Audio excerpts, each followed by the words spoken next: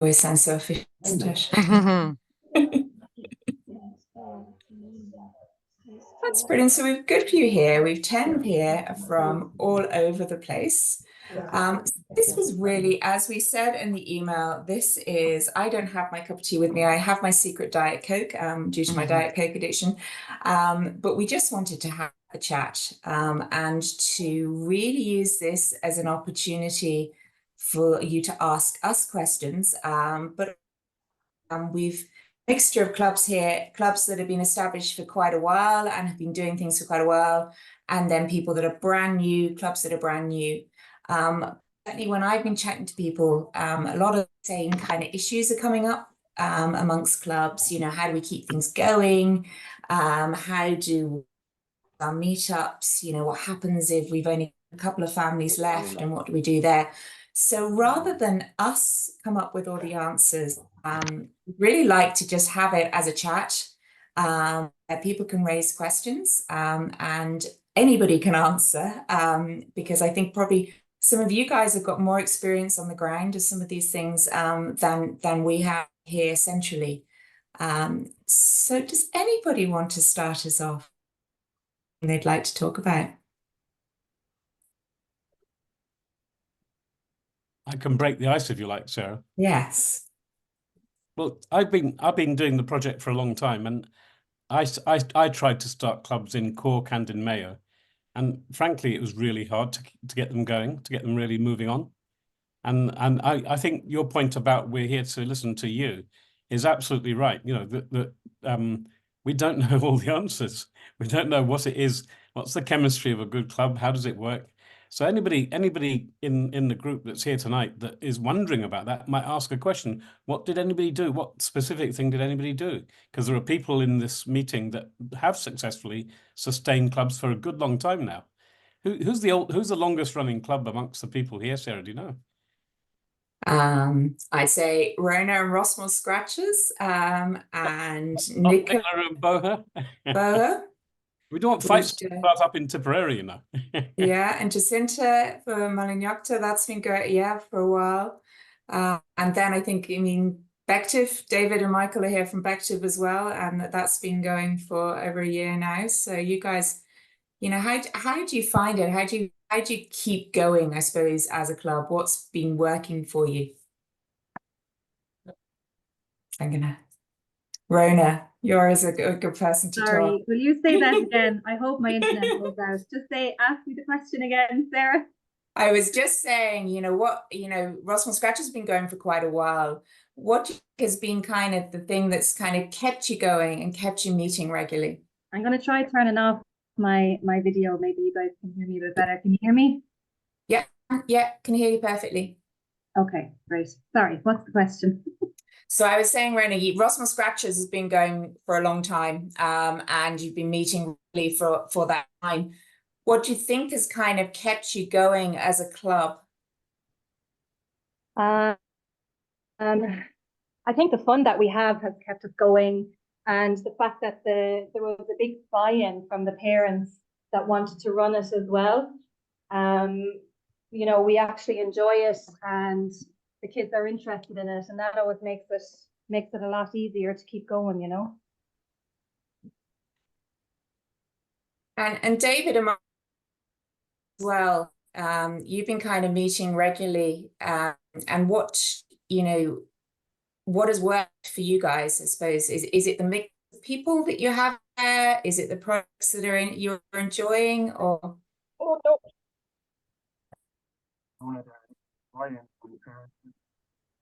You're quite quiet, David. Just anyway. There we go. Yeah. It's quite similar to very good. Can't hear you, David. Your audio is coming in and out. Okay. Well. Do you want to take it, Mike? Yeah. So I think to answer your question, I think it's been a couple of things. Number one, it has to be fun.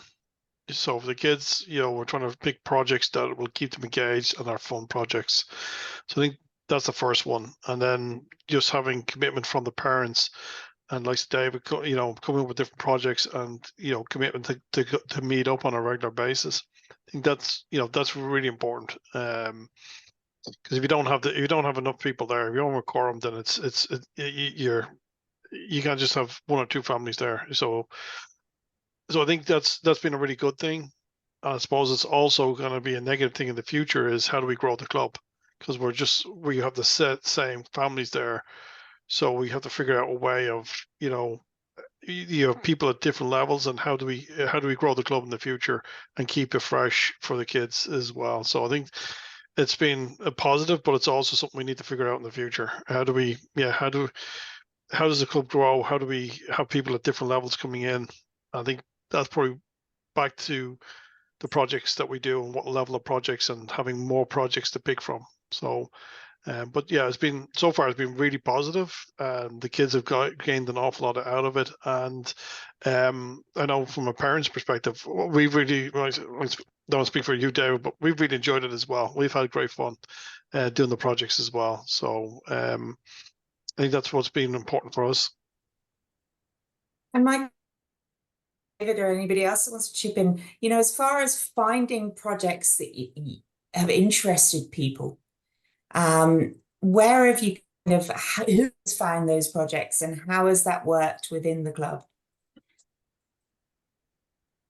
From our perspective, just if you want me to come in there, Sarah, Nicola. we went through a little bit of, there was 1 or 2 weeks in particular there where I found our projects were not inclusive. And I'm not talking, I know our group is neurodiverse, but I'm talking more so about interest inclusive as well, and I just found that with our kids, that if they were too focused on the code, they weren't inclusive. And we kind of learned from that, because I found there was a couple of kids had nothing to do because they maybe didn't find the code as interesting as the other elements in a project. And we just try and make sure now ourselves that we have all the elements included, so that if there is a maker's table with the coding table, and they all have the choice to hop from one to the other, and you might have a child that will actually work on, the different stations, but at least they've all done something on the night and they've just enjoyed it, and it's been social and it's been a meet-up. That's what we kind of see it as, it's a meet-up. So less all about the code, but more about the experience of the kids that are there. Just to have that bit of variety, Yeah. And a new thing we're starting to look at now, we were kind of every week doing something different, every week something different. So now we're trying to look at a bit more continuity with themes, so that we'll have like a topic or a theme for maybe a month. And in that topic or theme, we'll try and tie in the projects within that. So they're kind of learning a little bit about science and technology, as well as then how the code would work in with that. That's just the approach we're trying at the moment.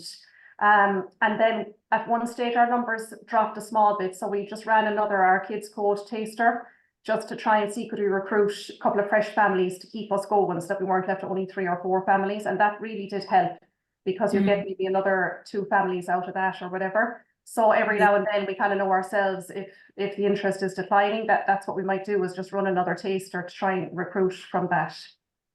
Yeah, and that's always an option for clubs, that we will, if we can always bring down a facilitator, either to do a club refresh.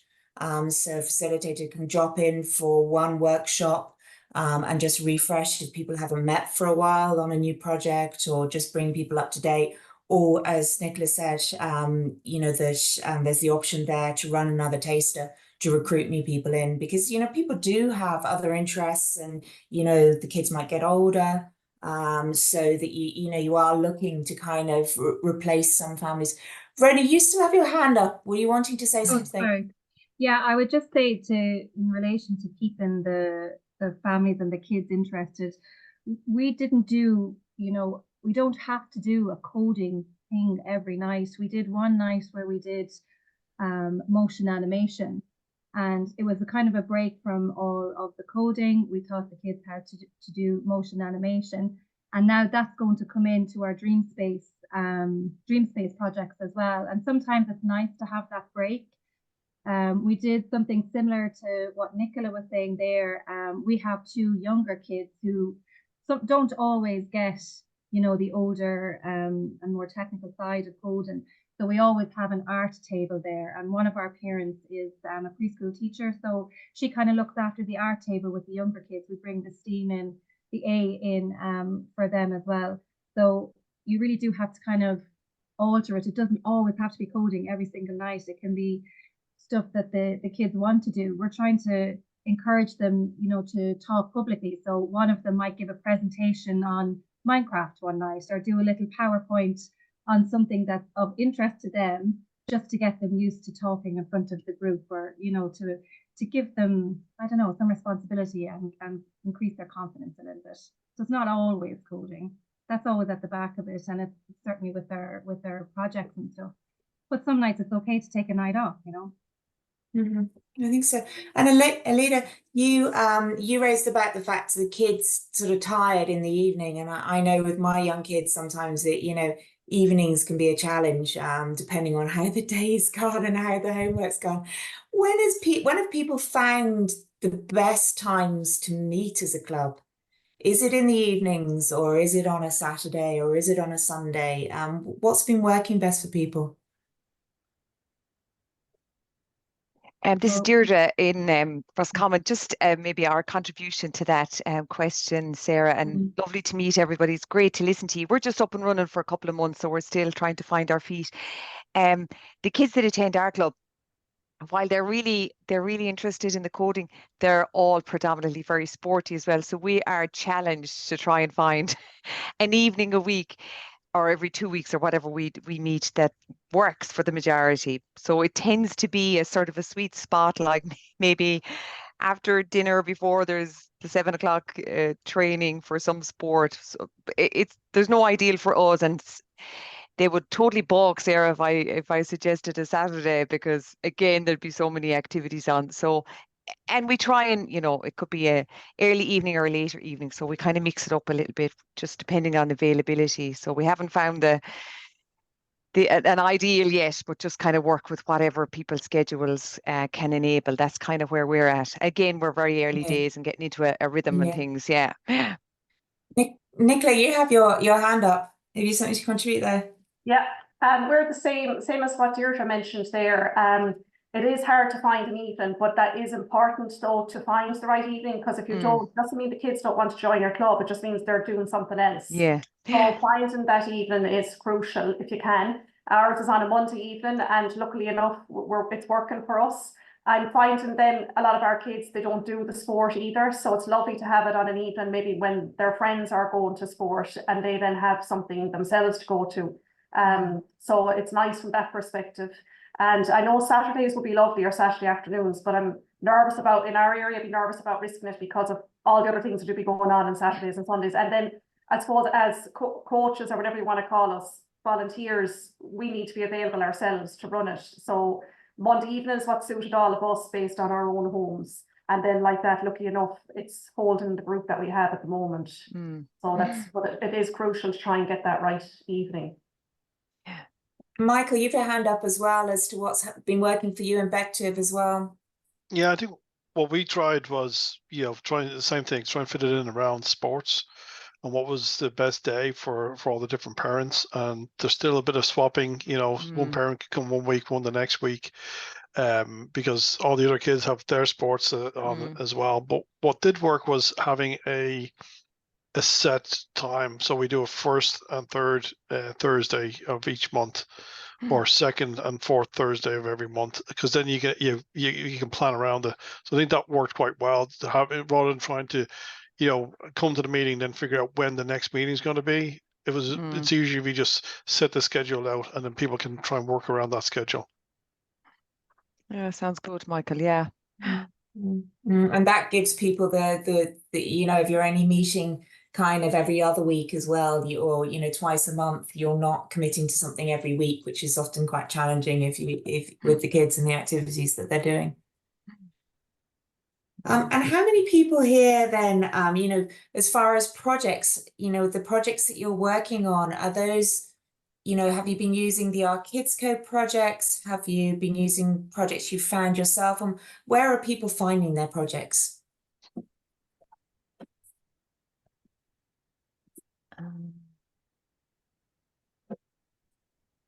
I'm gonna start picking. Claire, we haven't heard from you recently. So, Claire, how are you getting on with your projects that you're working on? Hi, can you hear me Hi, okay? Claire. I can, yeah. I'm in the car. Just on the last point about timing. We met in January, and specifically to do timing, because we're so conscious of so many people want to do sports and so many things going on. So we forward planned for the year, just like one of your I think the Beehive guys, and we set out the Tuesday of the second week and a Saturday of the fourth week. And like that, people can work it into their schedules, because it's impossible to satisfy everybody's need, and every family is so different in timing. So it's set out, and if people can come, they come. And actually, so far, it's been so successful because people can plan around it. But where are we getting our projects then on that point? Generally, a lot of it's been from Microbit.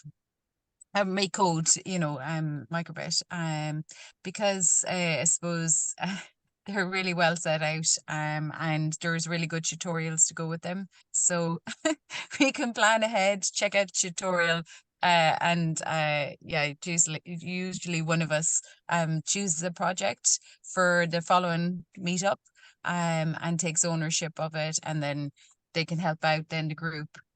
So yeah, we're trying to delegate, different. Now, some families it doesn't suit to take ownership, and that's fine. We just, whoever puts their hand up, there's no expectations on anyone. Thanks, Claire. And how are we going as far as is it nearly always the adults that are choosing projects, or how are the kids doing as far as choosing projects? Kind of conscious as well, if you have kids interested in something, they're much more likely to enjoy themselves on the day. Do you find that the kids are helping as far as choosing projects, or is it falling onto parents to search for them? Rona, Nicola, yeah. Yeah. So for us, we found that it's a variety. It's the older kids who are choosing, their input. We try to encourage input from them first, and then and then depending on different kids' needs. So yeah, older kids have chose them, but generally it is the adults. Yeah. And how about in other clubs then? Rona, from your perspective, and maybe Nicola, from your perspective, are the kids getting involved in choosing the projects? How does the process work between parents and children, I suppose? I think in our club, you see, we have, kind of 4, we'll call it coaches or volunteers, and we have our own WhatsApp group. So we kind of see ourselves as the organisers, and then you'd have the other families that just come every week, and they'd just be happy just to participate with whatever it is that the 4 of us have kind of decided we'd work on. Now that's the stage we're at the moment. But going forward, that might change, where more people will start to feed in and take ownership on what the themes will be or what it is we'll work on. And then between the 4 of us, then we kind of work to our strengths. So one of them is a scientist, so he can introduce the science element to that particular project. I'll introduce the art element. We've researched the code together, or we could be working off a project that's already in a kit that we have, and then we try to kind of not follow whether it's the kit we have or whether it's something that we've got from Microbit. We try not to follow it exactly. We always try to tweak it, even if we're unsuccessful. We just kind of put our own little kind of personality to it. And that's the way we're working at the moment. And we're just finding the kids are enjoying what we're doing at the moment. We're not finding that we're losing them. But again, the next step, I think, would be definitely what you were saying, Sarah, is to get the kids to start suggesting too. And like Dream Space now is going to kind of, how would I say, take up all our time now until June. And if we weren't involved in the Dream Space Challenge, we would probably take off a bit more doing our own thing. So I do find that being part of the Dream Space does kind of take up a lot of your year, really. Like, it takes up almost from February on or March on until June, and then we kind of finish for the summer, and then you're not back maybe till September. So you won't so long to get, so there's pros and cons. I know I probably shouldn't be saying this, but there's pros and cons. This is an honest chat. No, we'll touch back on the Dream Space. One of the things I think was always really interesting, Nicola, you had a way of involving the kids in your meetups and the champions and things like that, which is something I think kind of unique to you. I don't know whether it's happening in Rossville Scratches as well, but maybe you could tell kind of other clubs how the kids are involved during the meetups, because I think that's interesting. So when we ran the OurKidsCode last year, so we were on, we'll call it the old system, where it was your 4 weeks of OurKidsCode, and I'm still getting used to the new terminology with taster sessions and all of this, but we were on the original 4-week program. You signed up for your 4 weeks, you had your 6 families, and you did your 4 weeks. And then at the end of the 4 weeks, then they all, you know, were kind of finished. Some families just said, thanks very much, that was brilliant, and we're not going to do it again, but we really enjoyed those 4 weeks. And then we had other families that were like, we love it so much, we want more of this. And that's how we formed our core group, let's say, our long-term coding club. So the kids that decided to do more after their 4-week program were what we called our digital champions. So they then volunteered to do the next 4-week program with the next 6 families, and they were like our helpers. So they would help with the other families with the 4-week program, and they were there under, you know, their own bat to be there for another 4 weeks. So at the end of that, then they got a little trophy, and they were considered to be a digital champion in our book. And they were thrilled to get this kind of title and to get their little trophy and to be told that they're now a digital champion. So we kind of got the buy-in from them, and they're the ones that have stuck with us the whole way through, and that are our long-term coding club. So, but we did do 5 rounds of OurKidsCode. So we did get through a lot of families in the end. We got through, was it 19 families or more? So that helped build the club, because we got through so many, to then build a core from that.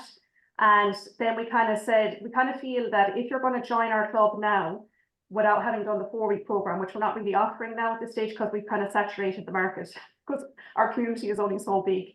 But we kind of feel that if we do have new kids joining us, which we might have now next week, we'll probably set up a little table for them, maybe just a little bit separate, even just for the first week. Just get them to do one of the basic projects, rock, paper, scissors, or something like that, just to see how they are with the code and with just a basic little project like that, work with some of our kids and hopefully let them enjoy it. And then they can start, they could end up showing us a thing or two, because they could be coming already with a lot of experience. But it's just for us to suss them out, for us to suss, you know, for them to suss us out and to get to know them and stuff. So we do feel you need a little bit of an intro or a little bit of a foundation to become part of a club when you haven't done the 4-week program. I don't know if that makes sense. That's just how we feel at the moment. But it doesn't mean that we're not taking on new people to join our club at all. We want them to join us as well.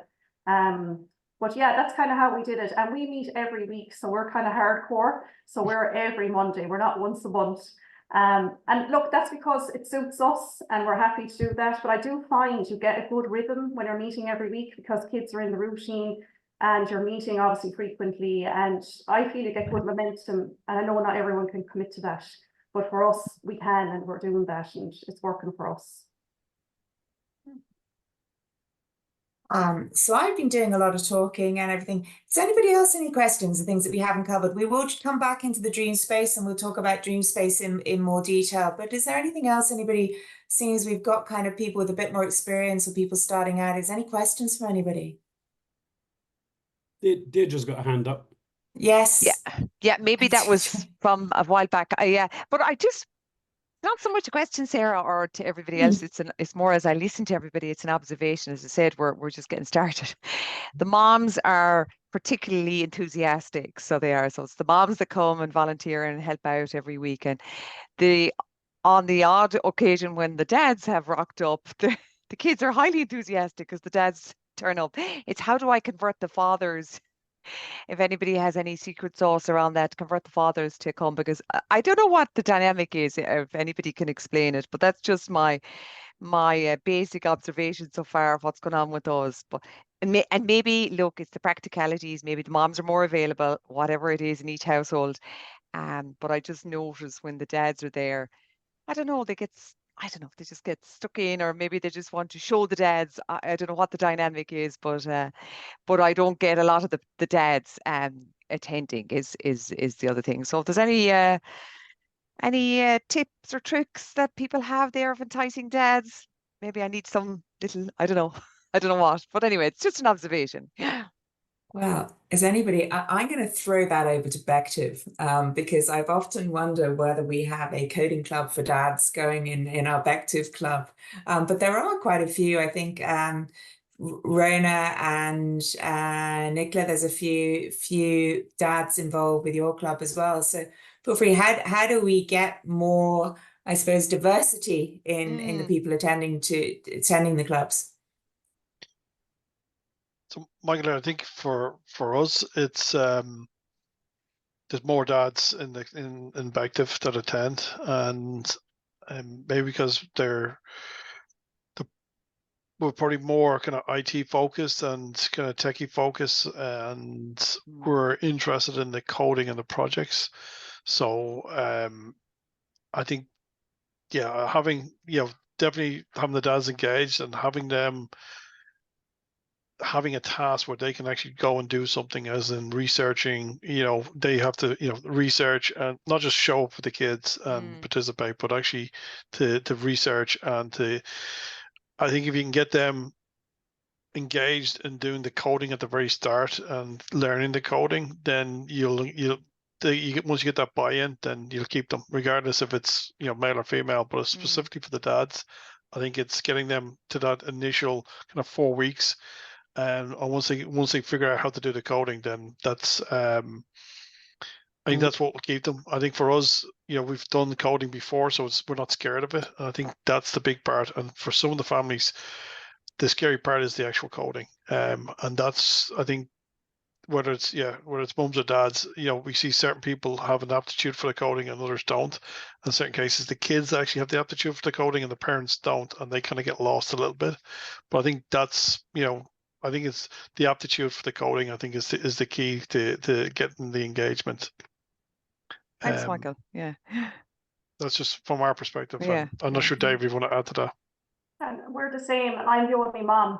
It's all dads. Oh, wow. But they are working in the industry, and they're actually, I think, getting kick out of it more than the kids. That's our club. They're just, and it's lovely to see it actually, because it's like a father and son or daughter relationship, and it's like their thing when they come on the Monday night. Yeah. Where they might have other dads, and they're going to play football or they're going to do hurling, and that's very much their thing. Yeah. I love to see how the dad and maybe the son have found their thing, because that son isn't sports, interested or whatever.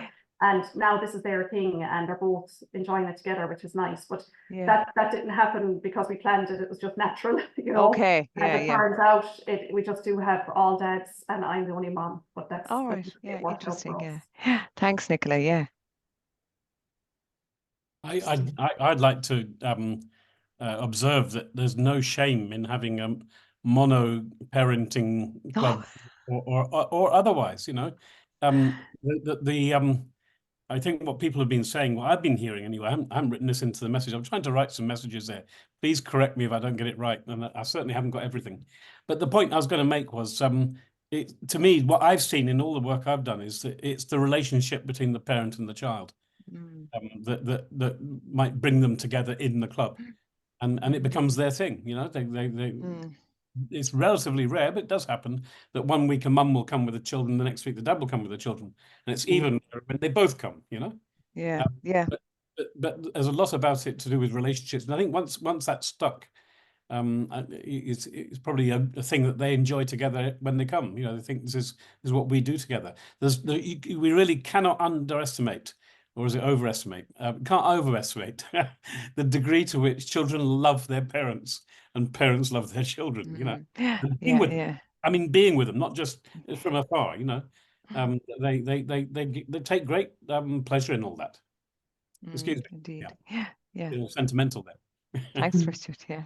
And I think it's just, I suppose, the difference when you're sitting down. I suppose if you're watching football or if they're doing athletics, they tend to be away from you. There's very few, once you get past the kind of toddler stage, there's very few activities you do with your kids where you're with them. Most of the time you're kind of sending them off to somewhere. So I think that makes it kind of quite unique as far as the relationship that you're building, and even kind of watching what they can do, David, do you have your hand up there? It's OurKidsCode thingy.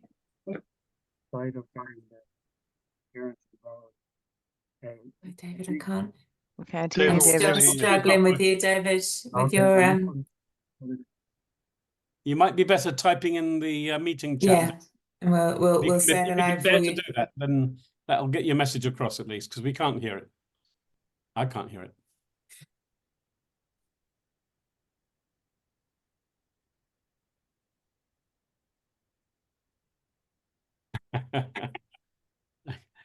Is David typing to us is the question. It's a shame, yeah.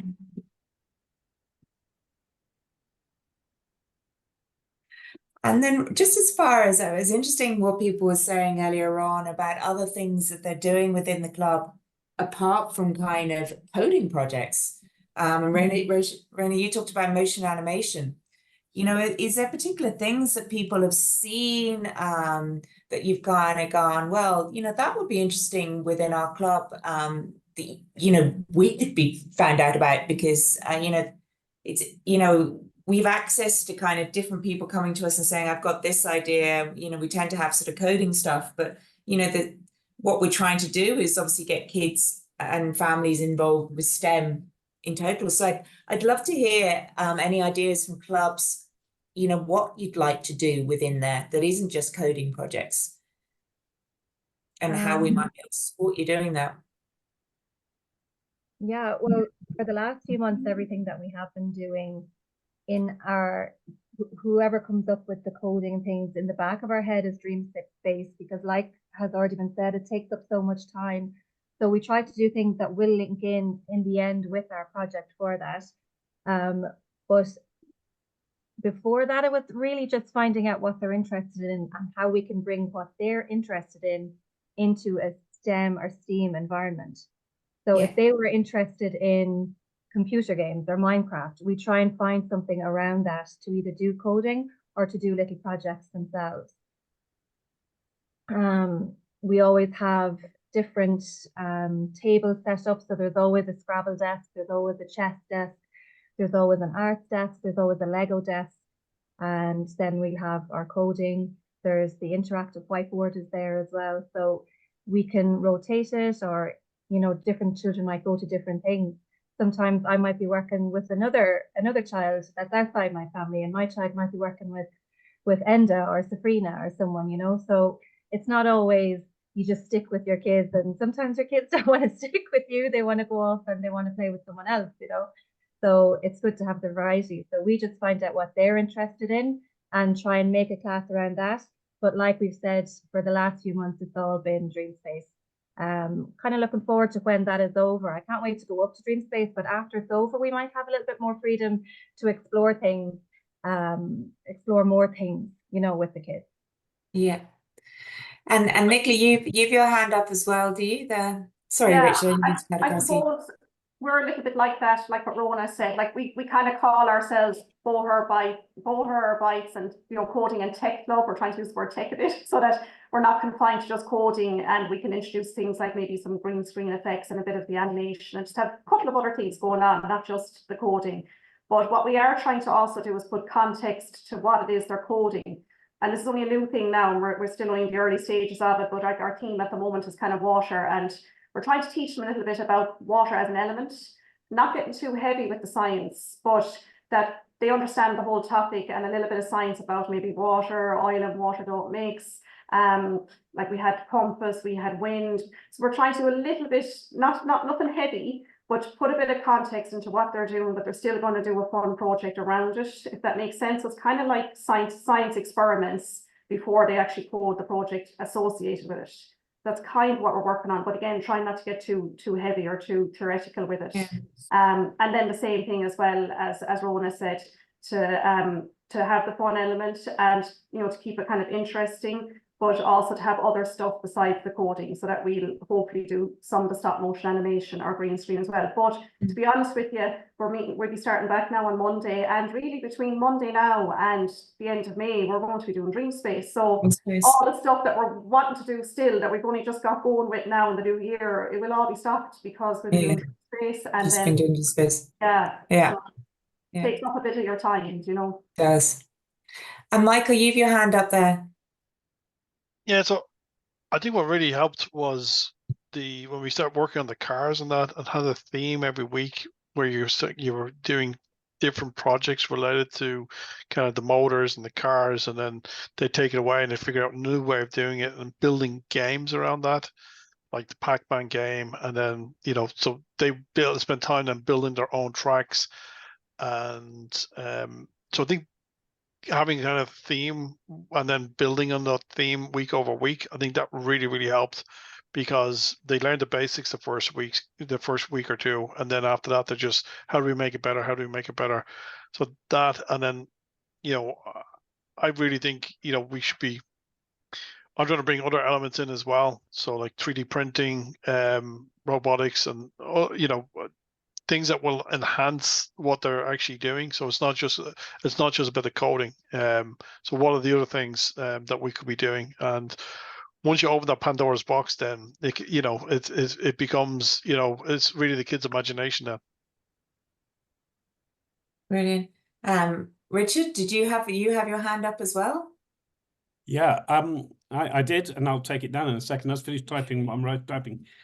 Just to say, I'm hoping this transcript will help everybody remember things, even though it's rubbish. But to come back to what Michael's just said, and to some extent what Nicola and Rona have said as well, when we planned this meeting, we weren't thinking about the really very expansive and very in-depth kind of way you've gone, those 3 experience clubs. We were concerned about the clubs that had no idea where to start. And I want to just haul us all back to that. If you don't mind, and Nicola, you can say what you want to say before we do this. I don't want to stop you speaking, but I'd love to hear from those experience clubs. How did it feel the first meeting, the second meeting, just after you got left alone by us? So you were on your own, you're doing your own thing. What kinds of things kept you from dying on your feet? And there's a second question associated with that is, how do you make Dream Space not too scary for people who are just beginning? What would you advise them to do? Because they'll never be doing 3D printing and robotics, in my view. Michael, that's wonderful. And I'm overexcited that so much is coming out of what the clubs are doing. But it can't be the thing we start with, I'd guess. Tell me if I'm wrong.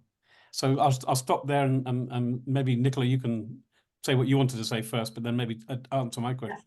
No, I will. This will be the last thing I say. But it might be what you've just said, Richard. The only thing I want to say is I do find the Slack that you set up, Sarah, I find it great. That's just me. And Michael, when you shared your projects, as you know, we took them all and we did them. And we were at that particular moment when you set up Slack, Sarah, of being a little bit on our own.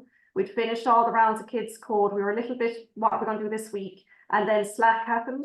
And like, there's so much stuff there. I need to go back over all your different suggestions because there's so many there. I just found it great to pull from and to get ideas from. And I find it very useful, and that was when in the days when, and still in the days where we just didn't know what to do each week even, do you know what I mean? So that's the last thing I'll say now. Yeah. And for those of you who don't know about Slack, Slack is Sarah World. I've created this this online area in something called Slack, and all it is a message board. And it's a way of people clubs informally connecting with each other. So as Nicholas said, we gave some kit to a few clubs, which was moved motors, which were little engines that you could set up for basic robotics. And Bective put forward some project ideas, and they were shared then by Bo and Ross Moore, and everybody was kind of talking to each other. But the other thing that I do on there is I'm always looking, I'm always on Twitter or something, and I see a project idea and I think that's cool. So I'll just pop it up into Slack. So there's a whole list there of different project ideas. And there's a whole list there as well of different ideas by the global goals for Dream Space as well. And the idea is just to make things a little easier for people. So rather than you having to go off and do your research the whole time, that there's some ideas to sort of stimulate that kind of curiosity already there. So I would really encourage people. I'll send around the Slack. I'll send around the Slack invite to everybody here. But I really encourage you to just go in and have a look. It's completely free. And I'd always love honest feedback as well. If it's not working or you want to see some things, just let me know, because I'm not precious about it. But I will forward that to everybody to have a look at as well. Michael. So just going back to Richard's question there around the start, I think the kind of the first 4 weeks, it was, you know, it was very structured, and you know, it was very engaging. The projects were set, and it was, you know, steep learning curve. I suppose after that, it's when you start going out on your own. I think that's where it became kind of difficult, where you have to, you know, all the parents had to get engaged and put their heads together and try and figure out what are we going to do. I think that's, for me, that was a difficult stage then, is, you know, we were trying to figure out what, the same as yourself said, we're Googling, we're trying to figure out, well, what can we do? Here's some basic projects. I think that was quite difficult. I think that kind of couple of months then after the kind of the taster, that's what I think where, yeah, it was difficult to try and figure out what projects and then trying to make them engaging. And then also you've got different people in the club at different levels and with different abilities. And then I really like the way one of the clubs there said, like, they got a core group of people that help the plan it, and other people just get involved.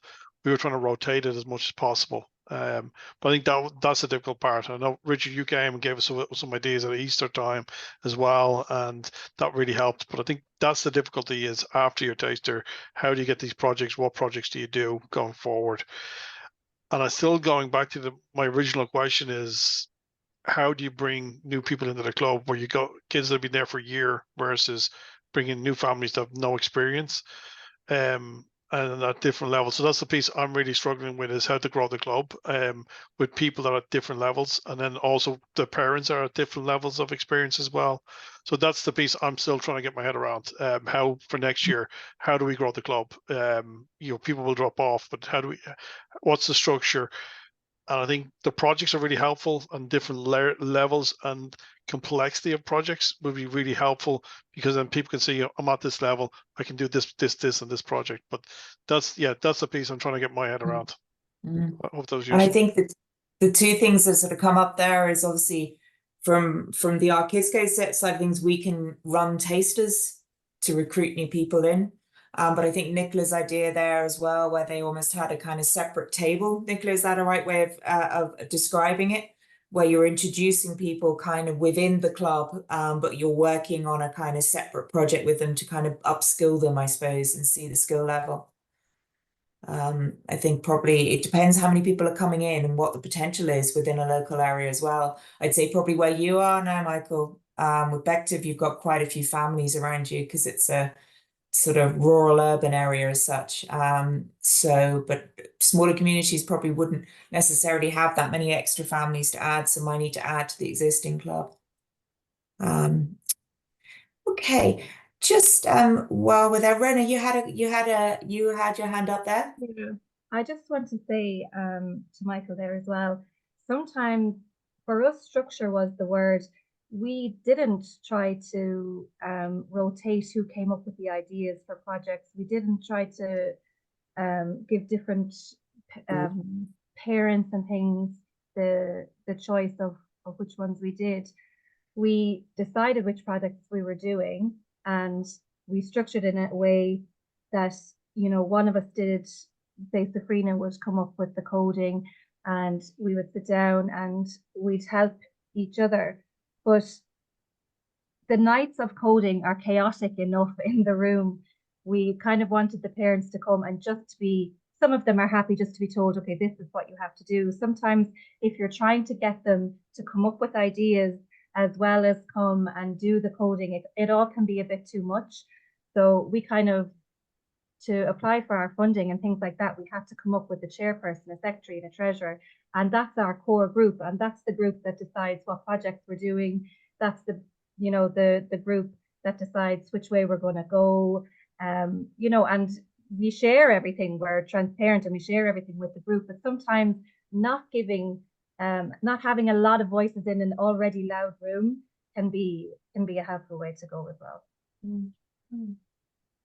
It is interesting. It is interesting. And I suppose different, it depends on the dynamics of a group as well, because you're not within 6 families, you're not going to always have the same dynamics in each group. You're going to have, you know, I mean, we're very conscious, and, you know, having done a lot of volunteering myself, and giving your own time, and then also balancing it with a family, we're kind of very conscious as well as OurKidsCode that it doesn't all fall to one person. you know, there's always the one person that puts their hand up in that awkward silence and says, okay, I'll do that if nobody else is going to do it. But I think to sustain things going forward, if it's always the one person, you know, it's how, you know, as you're saying, you've got 3 of you there. Is that right, Rona, that are really sort of trying to run it? Yeah, So just making sure that, you know, that it's not all falling on one person to organize everything. Yeah, no, and it's Because I important think to that do would be that the as quickest well. way to burn a club out. Do you know what I mean? That it And is it's shared as important much to as have it possible and feasible. in your, say, your constitution, or you have it in your terms of reference, or whatever it is, of just say, if I got sick, or if one of us couldn't do it, or if one of us was working, it's important that other people are there, so that the club can keep going, you know. So we would have all of that, say, in our constitution as well. So the structure of it, how many times we meet, what we do, you know, who's in charge of what, and it's working for us. Yeah, it's interesting. It's interesting. So I'm going to ask. So Deirdre, you have your hand up. Yes, I do. And I've just listened there to Rona, and she talks about the formalities of a club. And, you know, the constitution, the chair, the secretary, like any club. I mean, we haven't done that. Are we Oh. expected to do No, that? no. Or what's I the think intent there?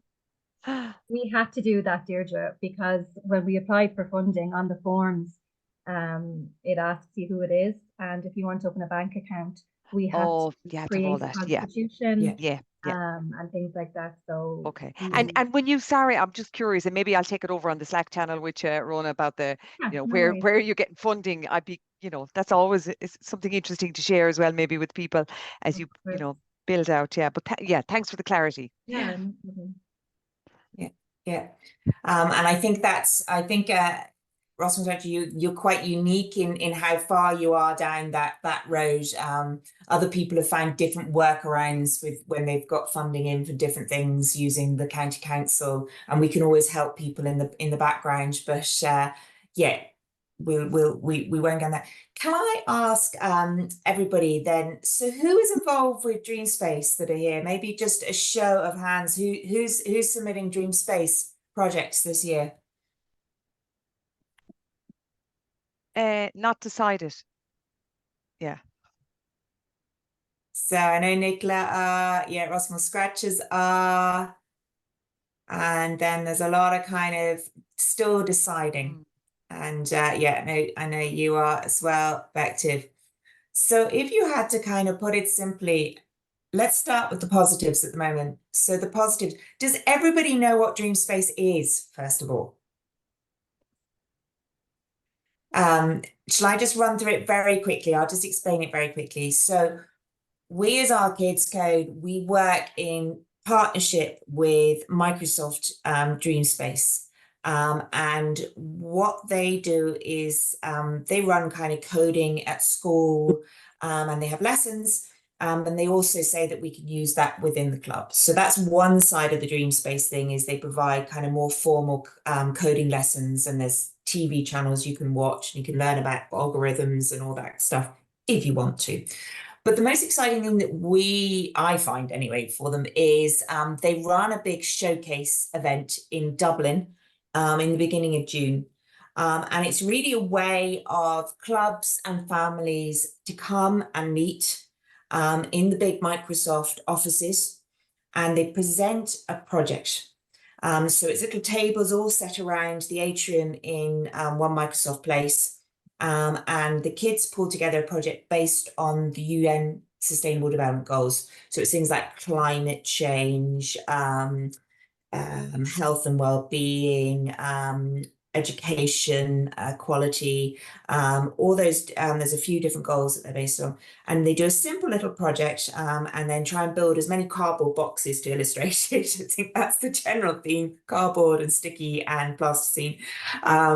And they put up posters behind them, and it's really a lovely. It's just a huge buzz. I remember walking in there last year, and just the excitement of the kids talking about something that they were passionate about, and kids that you wouldn't necessarily have been the ones chosen for the sports teams or have that much confidence, but because it was their thing, they were there talking to like professors from Trinity all about their coding projects, and talking to Microsoft people, and it's just a fantastic event, not just from the technology perspective, but I would say from the softer skills perspective and just a bit of crack.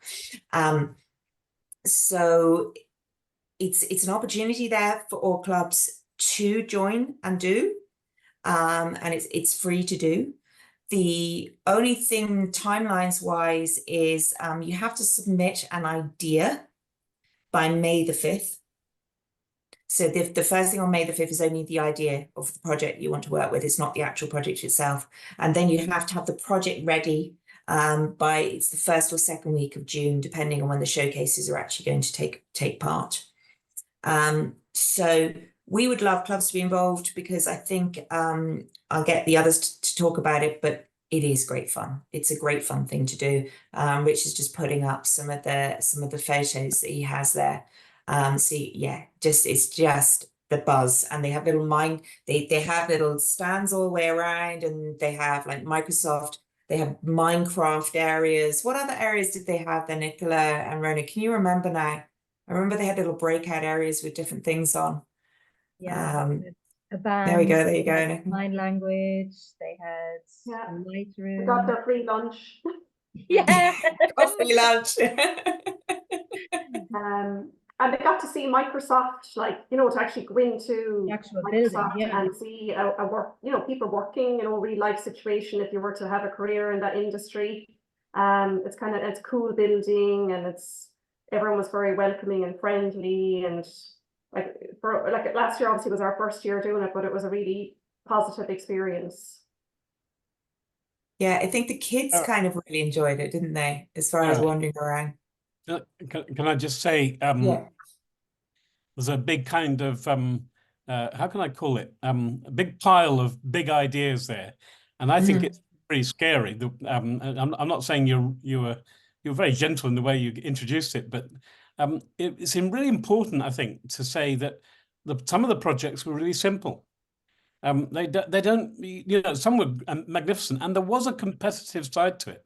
People did get judged on the quality of their project, but nobody was marked as being at the bottom of the pile. Nobody was told yours is no good or anything like that. In fact, I would say without exception, every project was welcomed by everybody, you know, as an exciting and interesting thing.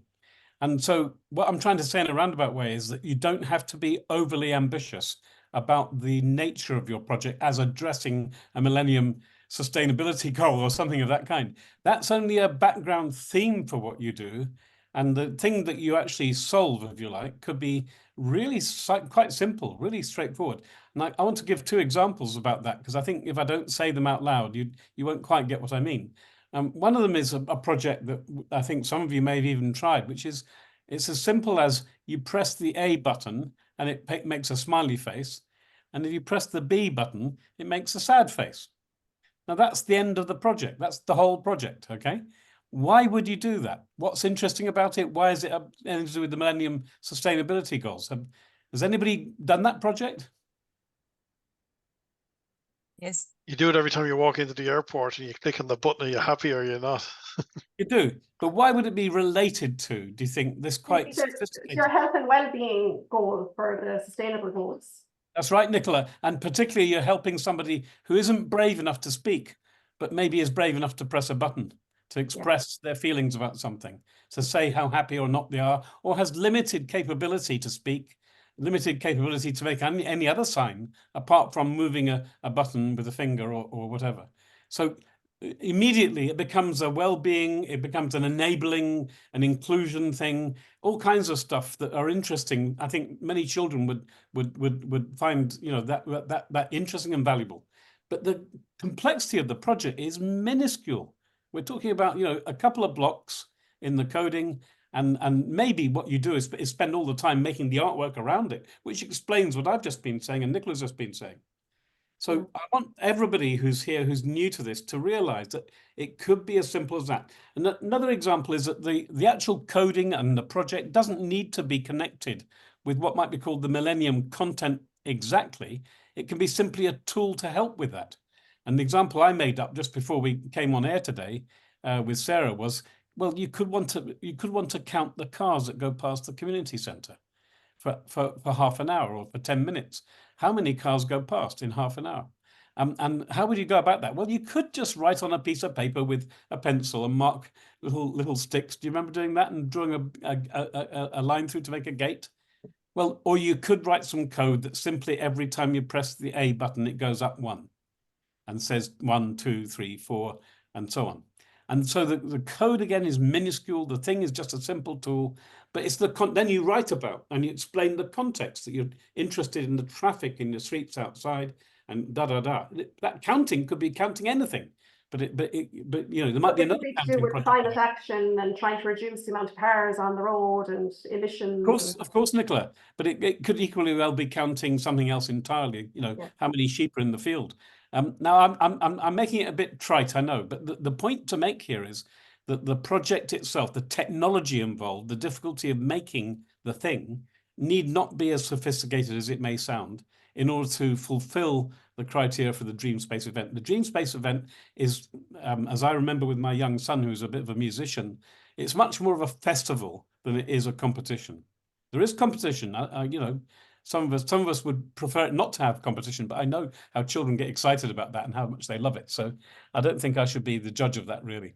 But the festival aspect is really important. I think that's what I would emphasize about what happened in Dream Space last year, is that children came together and had a great deal of fun being together, being in that kind of festival atmosphere. Yeah, and you're right, Richard. It had a real festival vibe, that think like a coding festival.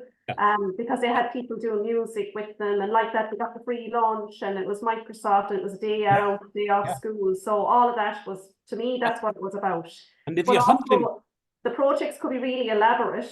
You could go the other way. They come up with these crazy projects that are totally undoable. Yeah. And that's fine. They can show the dream project, but then the code could be a very simple code that goes with it to show the future dream is this, this, and this. But this is a bit of code that I worked on to kind of start it off or whatever. But if you go there with your phone camera and your notebook, you'll come away with about a dozen or 20 ideas that will take you throughout the next year with your own club. So, you know, that's another bonus that you get from going. And I just want to emphasize the simplicity level and the low entry to get in. It's not, you know, you're not going to be judged on, oh, that's not complicated enough, that's not sophisticated. No, that never happens. Yeah. I'm sorry, I've ranted on. No, it's good. That's good to hear, Richard. Thank you. Yeah. Michael. I was just going to suggest it'd be great if we could kind of publish, you know, here's a couple of project ideas, you know, even in the Slack, and say, even, you know, this is stuff that was done last year. This was kind of the level involved and the effort involved, and then, you know, really then clubs can take it and make it their own. I think that'd be really useful, rather than looking at the sustainability goals and say, oh, how am I going to come up with a project that meets all these criteria? Maybe do the opposite way. Here's some very simple projects that you guys can make your own, and then let the kids take it and come up with different ideas. So I think that'd be really useful to publish that. Not for, you know, even for next year, you know, here's all the stuff that was on display, and here's some ideas. And then, then that just gives them, it gives the clubs then a basis to start from, you know, so it's not so scary. Yeah. And I've tried to do that in Slack. Now I have been trying to kind of put together simple little projects like that people can do. So go and have a look. I'm continuing adding every time I've got a spare 10 minutes. I'll pop another one up there and another idea. But go on Slack and have a look. Jacinta, were you there last year as well? Were Malik Doctor were there last year? We were there last year. Can you hear me? Yeah, I can. Yeah. How did you find it? It was a real carrot for our. That's what we focused on, and it's what got us together again, really, this year to focus on. It was the highlight, really, of for our club. The children were really motivated to get there. So last year they all came up with their own different ideas, and we submitted a few ideas, like simple ideas, and everybody worked on their own in little groups. And then this year they decided, oh, we want to go again, but this time we work together. So this year the children are coming up with the ideas, and we're planning one together. But it is their eyes are firmly fixed on getting to Dream Space again. Last year it was a great experience for them, and they want to go again, so they're motivated to work on a project together, and there's great excitement. And what kind of what projects did you put forward last year, just out of interest?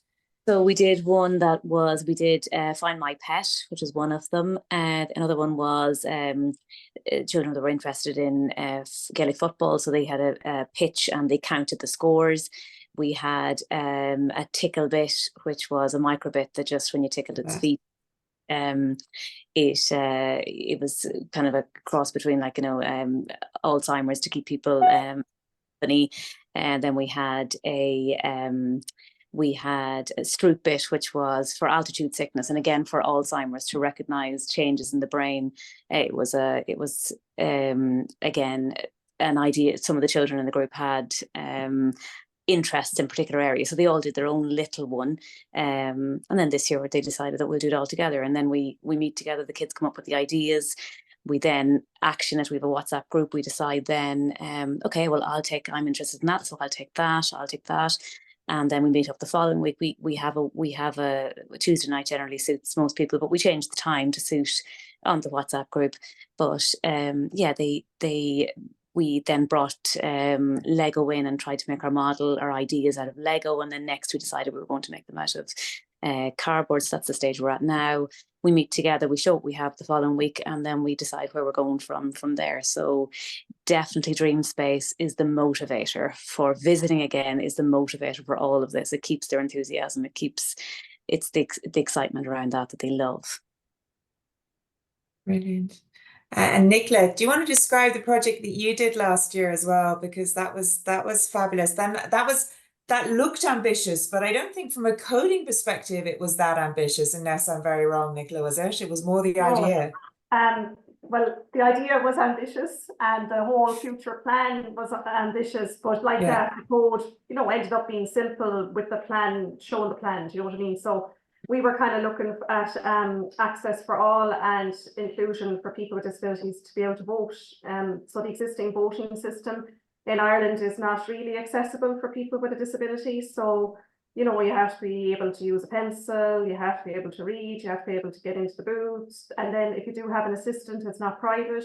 So we were trying to look at other ways to communicate with people with disabilities and other ways for them then to vote and make their choices in private. So the secrecy element to voting was important for us. So we kind of showed the vision. It was called iVote, and we built like a voting booth.